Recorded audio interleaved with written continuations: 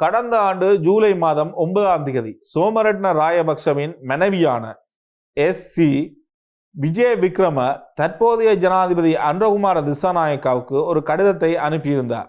அதில் செம்மணி விவகாரம் குறித்து தனது கணவர் கூறிய உண்மைகளை உள்ளடக்கிய மீண்டும் ஒரு சுயாதீன விசாரணையை நடத்துமாறு கோரியிருந்தார்.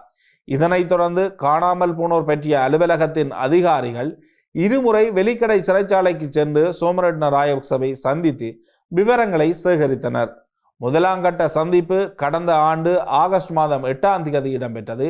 இரண்டாம் கட்ட சந்திப்பு இந்த ஆண்டு ஜனவரி மாதம் 9ஆம் தேதி இடம்பெற்றிருக்கின்றது.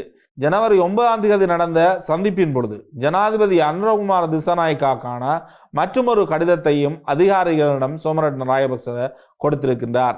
அதில் தான் 1998 முதல் கொண்டே பல உண்மைகளை வெளிப்படுத்தியும் தற்பொழுதைய அரசாங்கம் வரை எந்த ஒரு ஆக்கபூர்வமான நடவடிக்கைகளையும் எடுக்கவில்லை என சாடியுள்ளார்.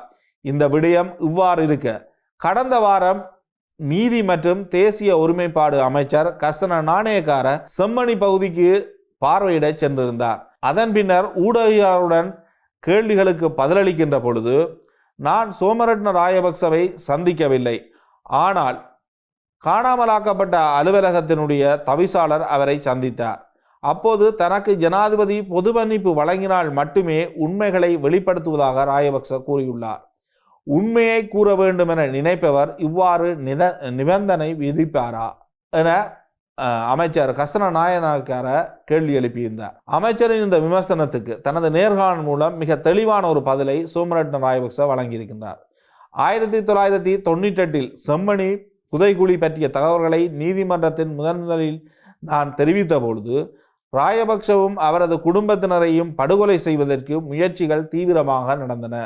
சிறைச்சாலைக்கு உள்ளேயே அவர் மிக மோசமாக தாக்கப்பட்டு கொலை முயற்சி நடந்ததாக அவர் குறிப்பிடுகின்றார். தற்பொழுதும் தனது உயிருக்கு அச்சுறுத்தல் இருப்பதாக கூறும் சோமரட்ன ராயபக்ச தனக்கு பொது மன்னிப்பு வழங்கப்பட்டால் மட்டுமே அச்சமின்றி ஒரு சுயாதீன சாட்சியாளராக நீதிமன்றத்தில் உண்மைகளை தம்மால் நிரூபிக்க முடியும் என குறிப்பிடுகின்றார். ஈழத்தமிழ் மக்களுக்கான நீதியை நிலைநாட்டுவதற்கும் சர்வதேச விசாரணைகளில் சாட்சியம் அளிப்பதற்கும் தான் தயாராக இருப்பதாக ஒரு சத்திய கடதாசி மூலம் தமிழ் மக்களுக்கு அவர் ஏற்கனவே வாக்குறுதி அளித்துள்ளார்.